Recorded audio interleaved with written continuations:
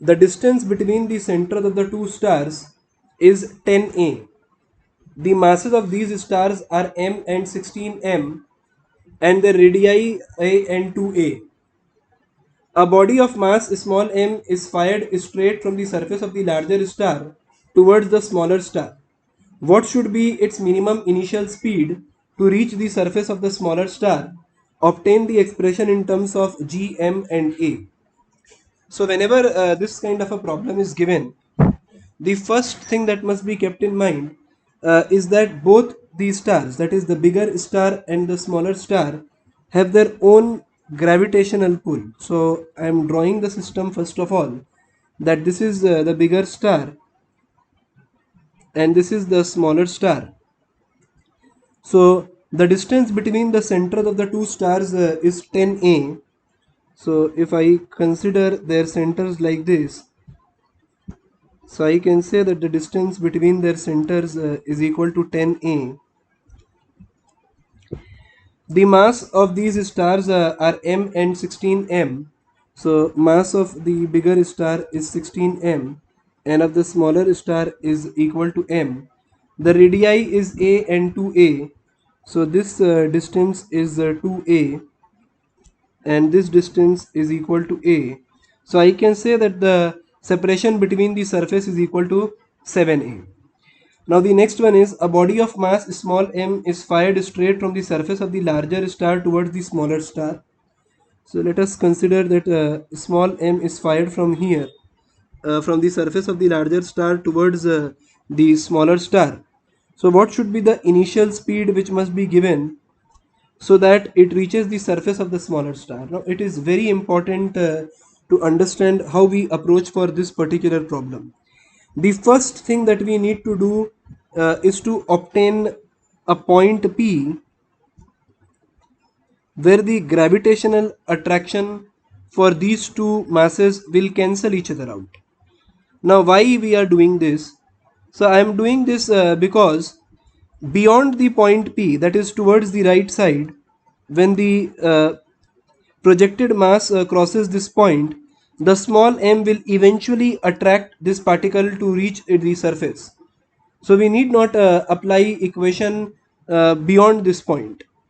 So if it reaches this point and if just it manages to cross this point, so the smaller star gravitational pull will eventually attract this mass to fall on its surface.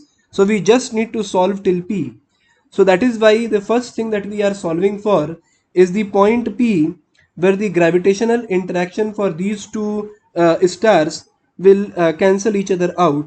So I am saying that this distance is equal to x,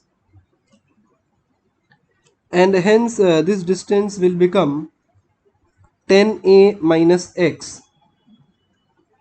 So it is something like this. So the force of attraction is 0 at point P, and if I write the equation, so I can write an equation like this: G m1 m2 upon x square is equal to G m1 m2 upon 10a minus x upon 10a minus x whole squared.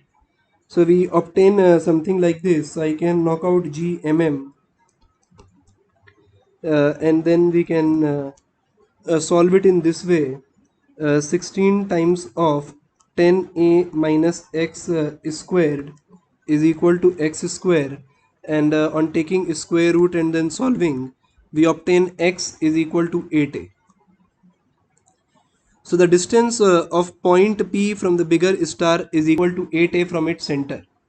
So again I am repeating that if we throw a small mass m from the bigger star, giving it such a velocity that it is just sufficient to bring it to P, then later on, due to the force of gravitation of the smaller star, it will pull it towards itself without any external energy thereafter, and hence we are applying energy conservation or energy statement between the 2 points, that is between the point on the bigger star and the point of P. So E initial and E final will be written.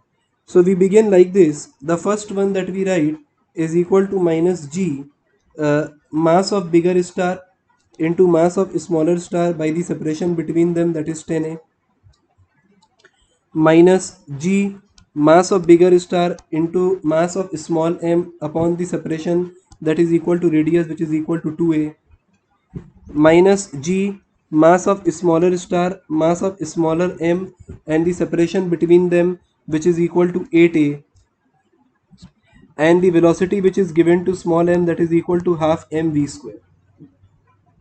Now this is equal to the final energy system. So in the final system, the two stars are remaining at their own position. So G mb ms upon 10A is still the same.